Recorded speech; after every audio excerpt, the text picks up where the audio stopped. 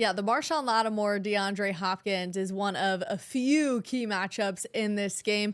Marshon Lattimore, third. He's tied for third most passes defended in the NFL since 2017. I mean, just a lockdown corner.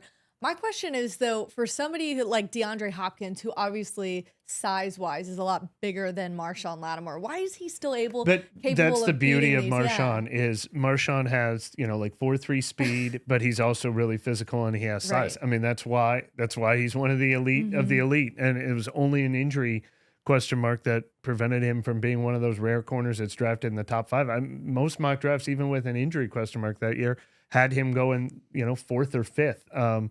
That combination of strength and speed is so rare among corners, and it's what makes him so special. But the strength part, I think gets overshadowed every once in a while. But in a matchup like this, we'll see it. He's a great tackler. Yeah, I mean, and it's not just strength and speed. It's smarts. It's know-how. It's playing with leverage. It's being able to play the hands. It's being able to read the quarterback. It's knowing the break, knowing the body language. He has everything. He has the mental, the physical, the speed. Mike Thomas is bigger than him. He dominates Mike Thomas. No one's going to, Marshon's a dog, man. Like, he just isn't going to get beat because, somebody's a little bit bigger.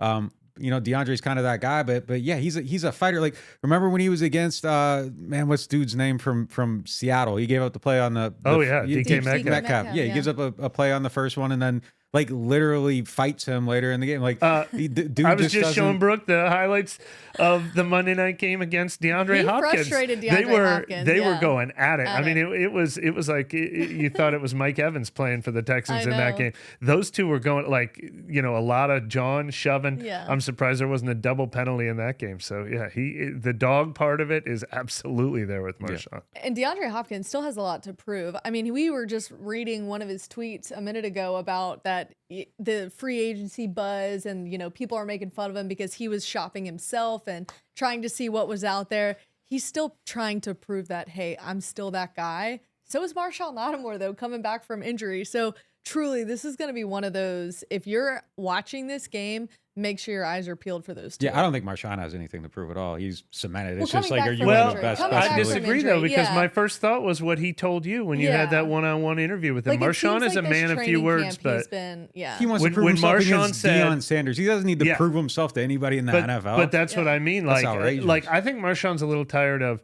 sometimes being on top 5 lists, sometimes not being. He's trying to prove that relative to a guy that was cut and couldn't find a team, that's not the same place. DeAndre's still DeAndre. In that these are the matchups you want to. Yeah, I'm not going to disrespect Marshon like that. No, but I mean, I think Marshon wants to win matchups like this because he knows people are watching. They aren't relative in the same place in their career. But I mean, I wasn't comparing them in that standpoint. It's just that there's two guys in two different headspaces that are trying to prove something. DeAndre Hopkins is trying to prove that he's still the guy.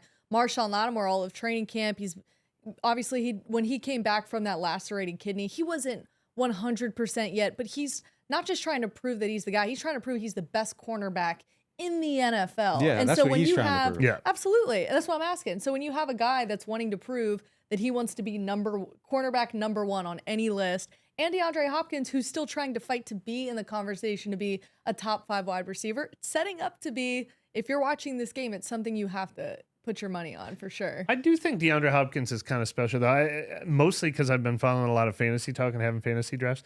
There's a lot of talk of him being washed. He was he's not outside of the top 20 receivers in fantasy.